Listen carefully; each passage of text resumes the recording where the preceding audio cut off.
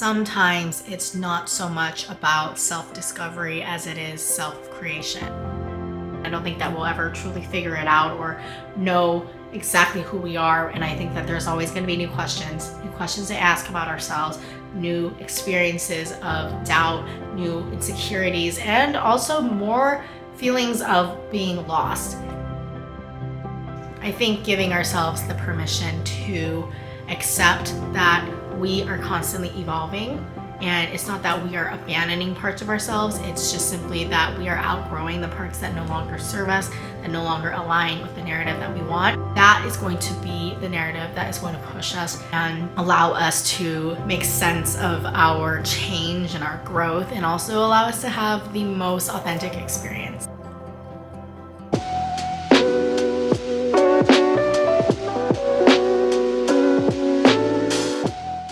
And welcome back to the In Your Absence series. This is episode 1, and in today's video we are talking about something that is very close to home for me.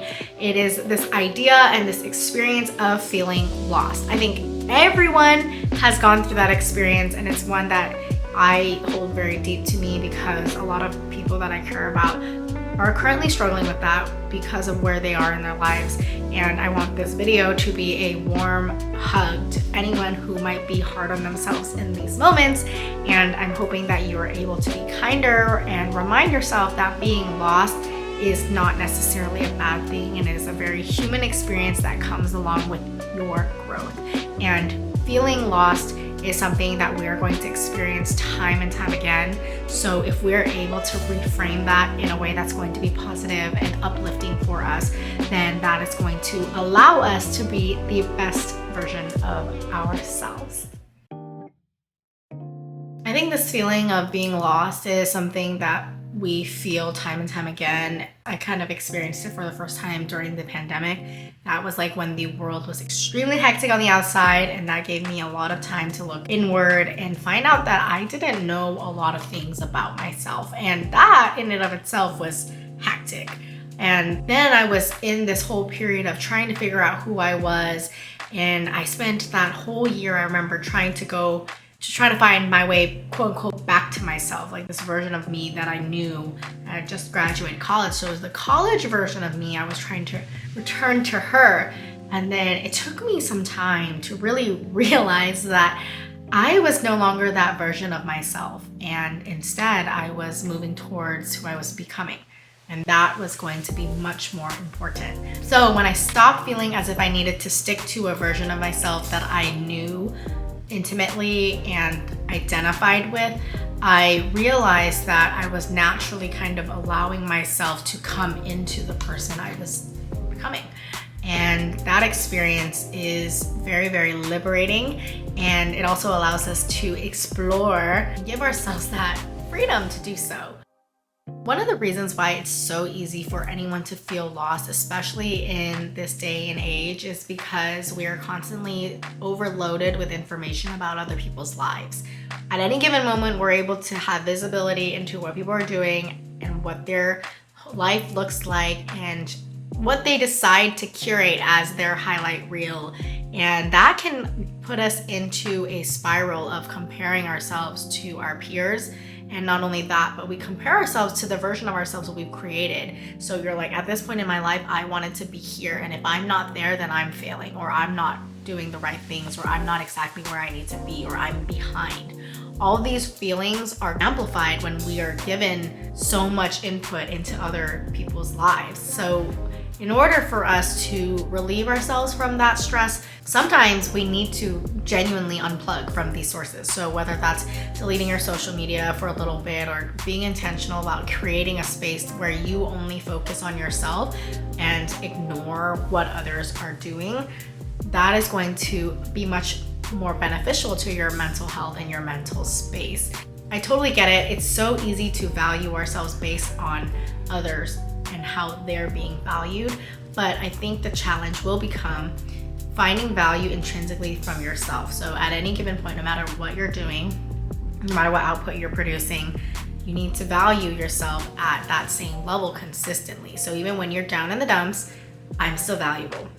And I know that I will make sense of this, and I will progress, and I will get myself out of this. because I'm valuable, I trust that. When we allow external circumstances and validations to shape our perceptions of ourselves, we will feel as if our actions lack power. Our actions lack any kind of influence. Our actions don't really contribute to the life that we want. And when we feel like we can't control our actions, then that's when we stop trying to be better. That's when we stop really progressing. There are some things that we do need to surrender control of. For example, the control of a specific outcome. We don't have control over that. But when we give ourselves the power to control our actions, then at any moment we trust that whatever we're doing today is going to move me closer to where I want to be tomorrow. And while I may not know what that tomorrow ideally looks like, I know that I'm still moving forward. And trusting that those steps are progressive steps and they will lead you to the version of you that you want to be is going to be the biggest thing. Ground yourself in a sense of sureness and value that you can create that is aside from what society deems as success or whatever people are projecting onto you. You need to have that sense of security come from within, because then you will never be lost. You are simply on your way.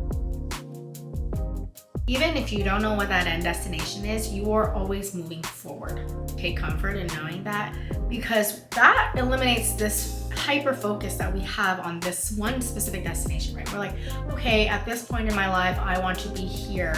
And that may be true, that might be the right thing for you. But honestly, a lot of times we aren't really fully able to predict what we want in the future. We can only truly predict what makes sense for us in that given moment. So when we allow ourselves to respond very, very intentionally and presently to what we're given, then at those moments, you gotta trust that your decisions will line up with whoever you want to become. So you can't accurately predict what your future self will want from now and make decisions based on that. You can only predict that, I am making these moves because at this moment it feels right for me. And at any given moment, if it doesn't feel right for me, I'm given that permission to change that.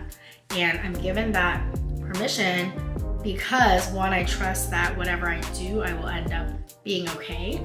I know myself enough to make the right decisions for me at any given moment. I trust my current self, and I also trust my future self to be able to handle anything that might come my way. So when we give ourselves that trust and that self-love, then we basically open up a whole lot of other opportunities, and we see things that didn't exist before, because we're not hyper focused on this one specific outcome or this one specific destination. We are allowed to change our minds. And when we do that, sometimes we land at the very spot that we need it to be. I hope this video is a warm hug to anyone who feels as if they're lost or behind in life.